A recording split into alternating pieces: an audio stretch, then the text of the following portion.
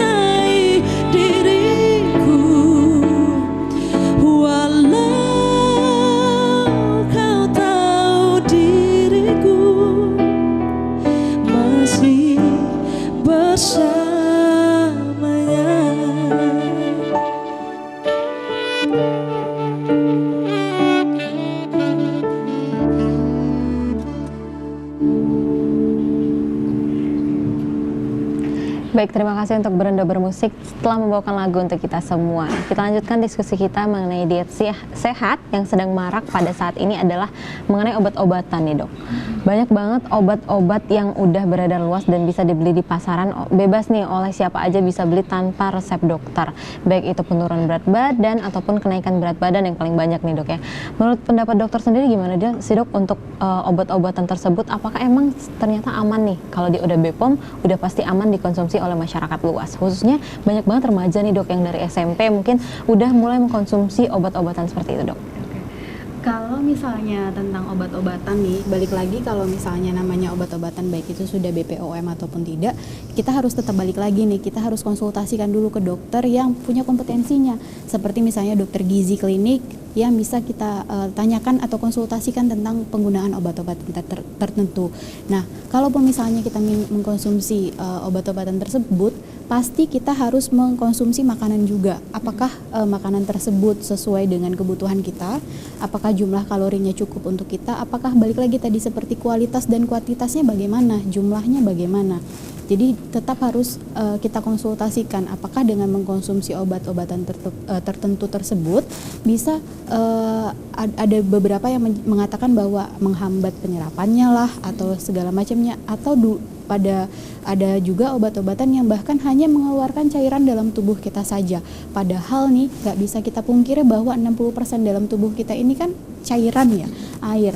Kalau misalnya kita tidak minum dalam seharian saja, kita mungkin tidak akan bisa bertahan, akan mengalami dehidrasi, akhirnya kekurangan cairan ya kan. Nah, sedangkan kalau misalnya ada obat-obatan tertentu yang fungsinya untuk hanya mengeluarkan cairan saja, akhirnya kita dehidrasi, kekurangan cairan, dan juga berbahaya juga untuk kebutuhan tubuh kita gitu. Nah, balik lagi tadi kalau misalnya ingin mengkonsumsi benar-benar mengkonsumsi obat-obatan, baik itu sudah BPOM ataupun yang lain, pasti obat yang sudah BPOM itu pun pasti ada tertulis di situ, konsultasikan dengan dokter Anda gitu. Pasti dia akan membuat di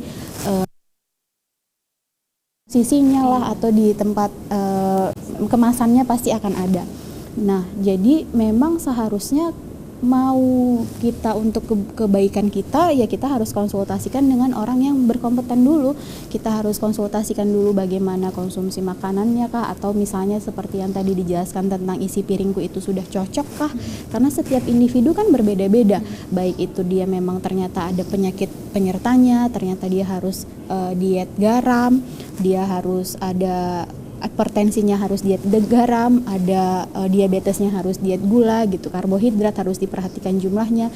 Nah, maka dari itu baik itu kalau memang sudah ada niatan untuk memperbaiki pola makan, maka kita harus konsultasikan dulu dengan orang-orang atau dokter yang lebih berkompeten gitu. Baik, nah mungkin Syifa juga sering dengar nih dok, untuk obat-obatan khususnya yang menurunkan berat badan itu ternyata dia mengandung obat yang seharusnya ada untuk orang DM dan juga orang penyakit ginjal. Kayak terjadi misalnya orang yang meminum obat penurunan berat badan itu dia haus terus ataupun kayak jantungnya berdebar-debar tuh dok. Sebenarnya kalau misalnya kita nih sehat-sehat tapi memang mungkin berat badannya berlebih mengonsumsi obat tersebut, itu aman nggak sih dok? Dan bisa jadi kita terkena penyakit lain gara-gara obat itu nggak sih dok?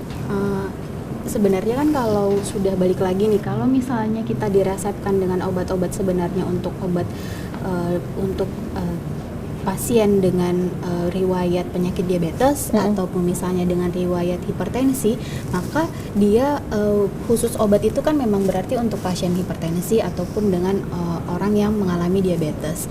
Nah, kalau misalnya orang-orang yang sehat berarti kan secara tidak langsung dia kan memberikan racun ya ke dalam tubuhnya sendiri ataupun bisa mengganggu metabolismenya tubuh dia masing-masing gitu.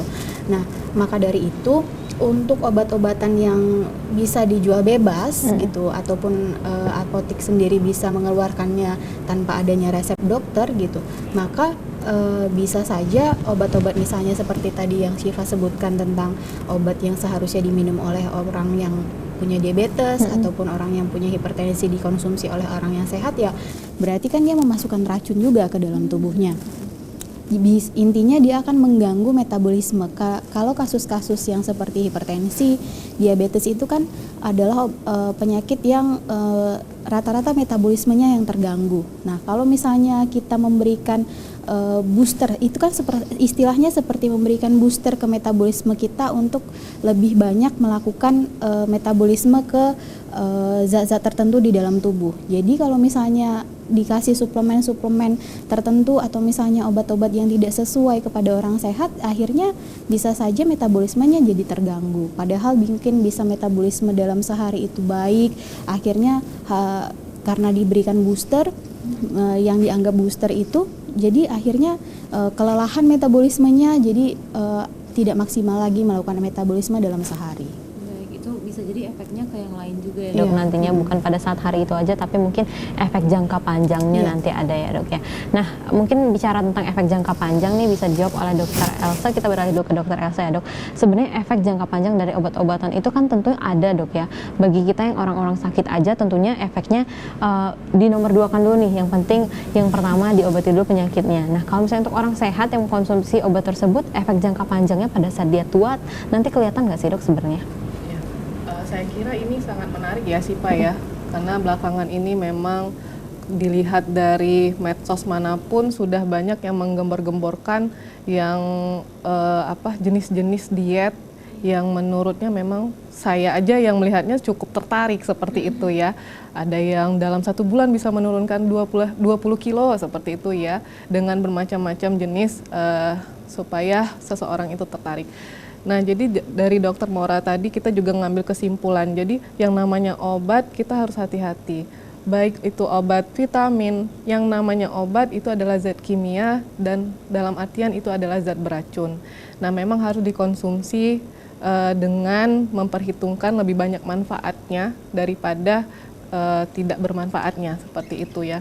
Kalau bicara tentang obat diet itu, jadi pada umumnya obat diet yang marak sekarang ini kan iklan-iklannya adalah untuk menurunkan berat badan. Padahal fokus kita itu diet itu bagaimana seseorang itu berat badannya ideal, tidak terlalu kurus, tidak terlalu obesitas, dan juga dianya sehat ya. Nah, kalau memang memerlukan untuk penurunan berat badan dan tidak bisa dilakukan dengan secara alami ya, kita bilangnya secara alami dengan mematuhi kaidah kuantitas, kualitas, dan isi piringku.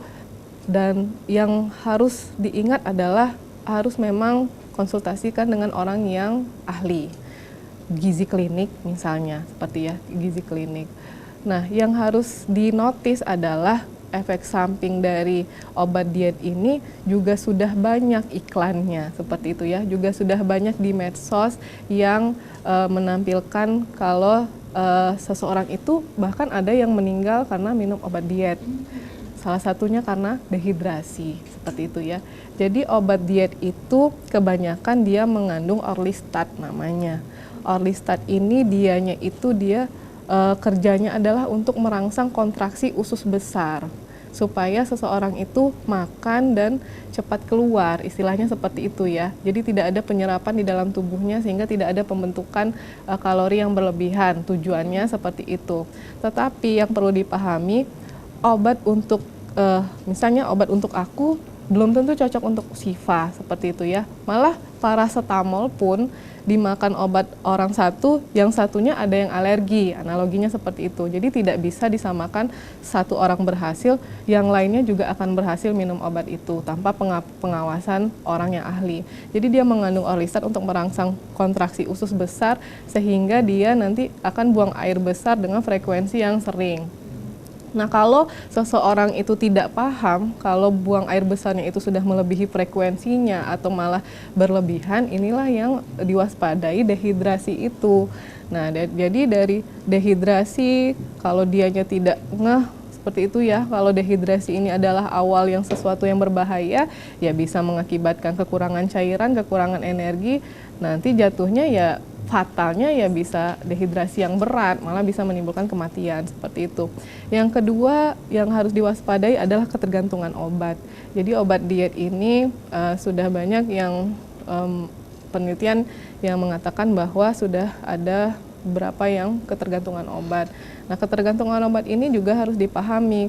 Kalau dipaksakan untuk berhenti, gejala dari ketergantungan obat itu seperti itu. Kalau dipaksakan untuk berhenti, tidak mau lagi tergantung dengan obat diet itu, dia akan menimbulkan gejala, mulai dari pusing, mual, muntah, seperti kayak orang ketergantungan obat nabza itu ya dok ya. Jadi seperti itu.